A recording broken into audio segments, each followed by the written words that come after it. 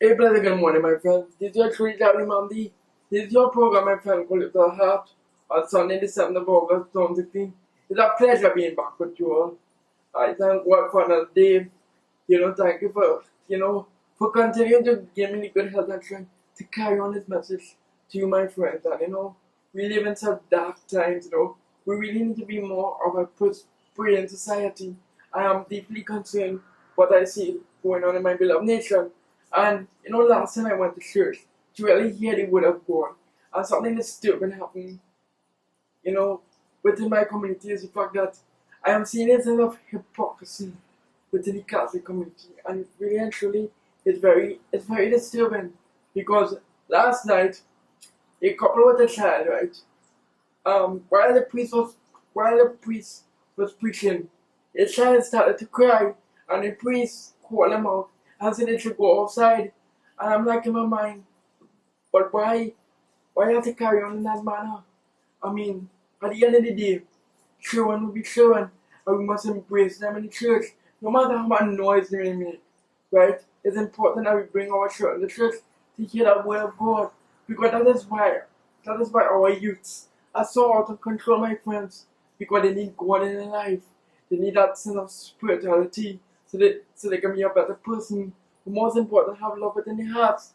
And when I witnessed that, and no one said or did nothing, I should have walked off. Because to me, it's very gross disrespect.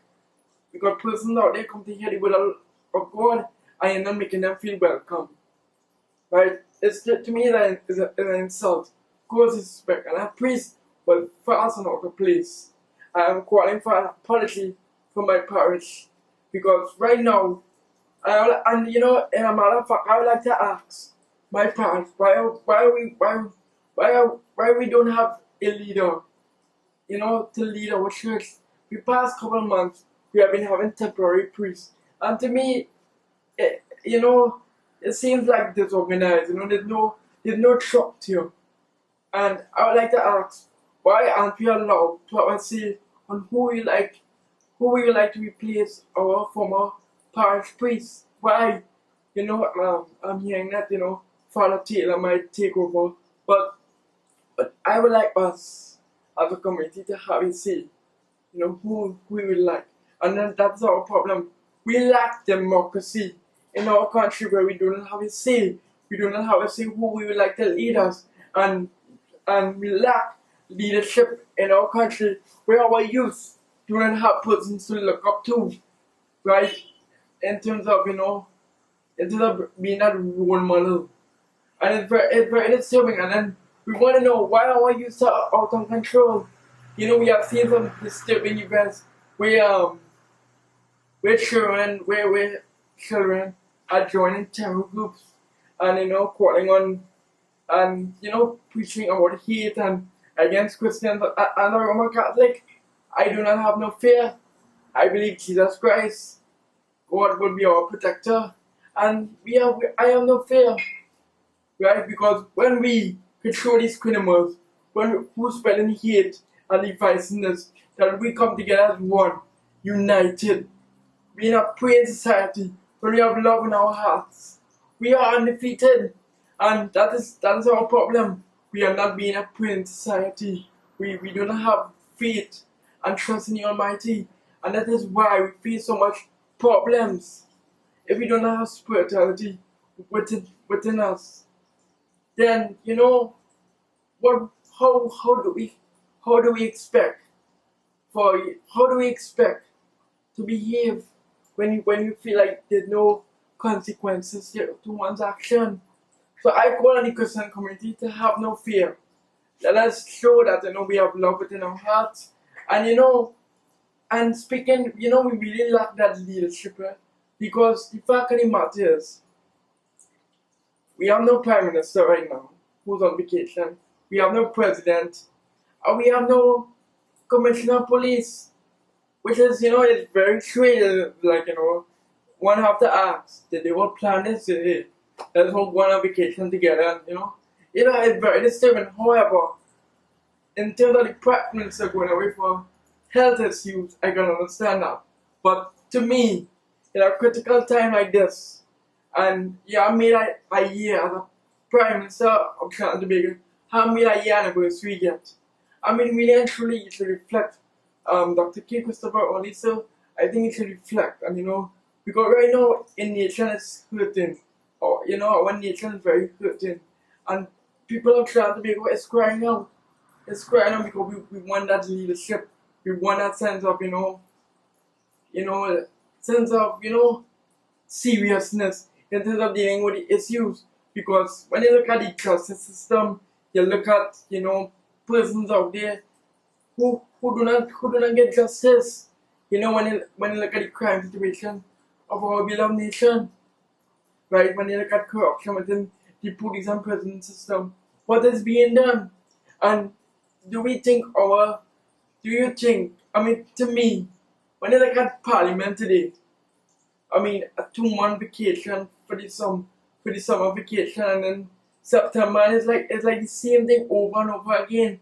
They're preaching the same thing over and over again, but yet no results. And I ask her, why is that? Because there's no decisive action. It's like we have the solutions, but we're not putting it to practice. We're not practicing what we preach. And that is our problem in our beloved nation. We just like to talk, right? And when we let these criminals instill fear within us, they will continue to do crime.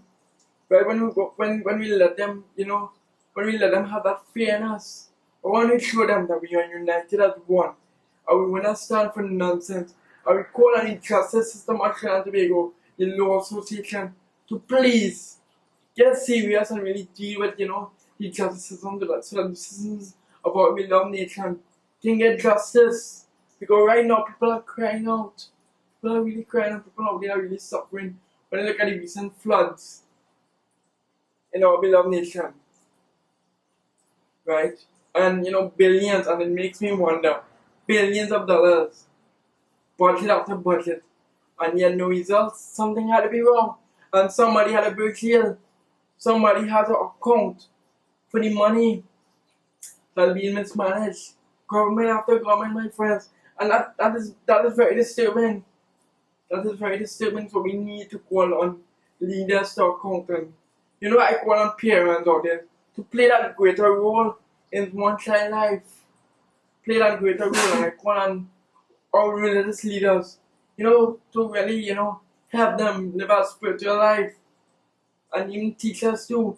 We need to make our students feel accepted. And the government of Trinidad and Tobago boasts about when you look at this whole GATE program, right? But really and truly, we need to show our children appreciation for the education system. We need to, I call on the government of Trinidad and Tobago to build a museum where we can go and appreciate each other's culture and learn from it. When you look at foreign countries, how they have these museums in terms of art and stuff, and how it brings people together. Why we can't do that in our beloved nation? I ask, why is that? So we really need to get serious, within our country. We have so much to deal with. And like I said last week, I'm really concerned about this whole human trafficking, missing girls, going missing, and I ask, why isn't there ad, any papers, into the missing girls, because you can't imagine not seeing your daughter, for a number of years, and what's going on, she's in pain, she might be crying, she's missing her family, she's being she's being degraded, being used, for body. Doesn't that disturb you? And how would you feel if that happened to your daughter? But you see, we live in such a country. We are selfish. We do not care. We go on with our daily lives. And that is the problem. We need to start caring. My friends. So really and truly, I am concerned. I'm really concerned. I am hurting. I feel deeply saddened that, each and every one of us sit down and do absolutely nothing. We just complain. But why aren't we all coming together? And especially the youths of our nation. We have young, brilliant minds. I call on all the youths of the nation especially in person with any love and tell and beat them. To use that education wisely, and you can get back to the society. You can get back to the society by going into, by working hard to work your way up. Because our problem with our youth today is that they want everything easy. They want it right away. And that should not be. I say, with this whole GATE program, I say let the age gap be between 18 to 21. And those who are interested in law and medicine, let that be free. And person of 50 should pay 50%, so that could be a 50-50. So that they can be a give and take. Right? So, but really and truly, I want students to please give back. So what if you have to pay for a percentage of education? You have to give back. Because what's been happening over the years is abuse in the education system where youths are wasting away their life. You want to go online in the block, you want to smoke weed, you want to, they just do not care. And the parents, you have instances where parents are doing their own thing. So the parents have to take responsibility to my friends.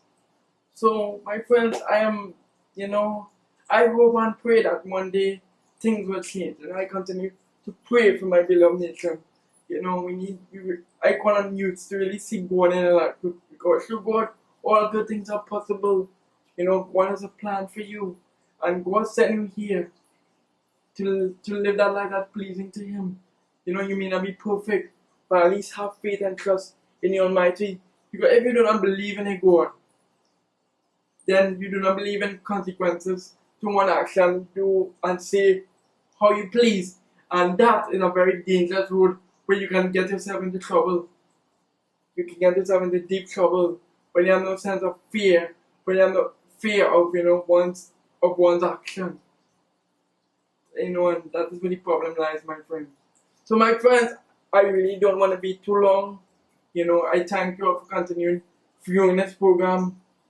I'll continue spreading the message to inspire especially young people of Trinidad and Tobago. Because our youth, they really need to be saved. And so I thank you all for viewing. May the Almighty God bless each and every one of you. I pray that the hearts and minds of individuals will change. That is all, please learn to love and serve one another. Other than that, but most important, let's learn to judge one another. Like I said, what happened in church last night, but there's gross disrespect, and it was very disturbing. Right? And I would like to know why is the Archbishop in all these issues when you look at Christians being attacked, when you look at even Muslims being discriminated against, even where we have allegations against priests. Where is the Archbishop? Where is the head? Calling for greater accountability from our leaders. Please lead by example, so we can set a great example to our children, so they can emulate and look up to, my friends. So I thank you, and God bless. Take care.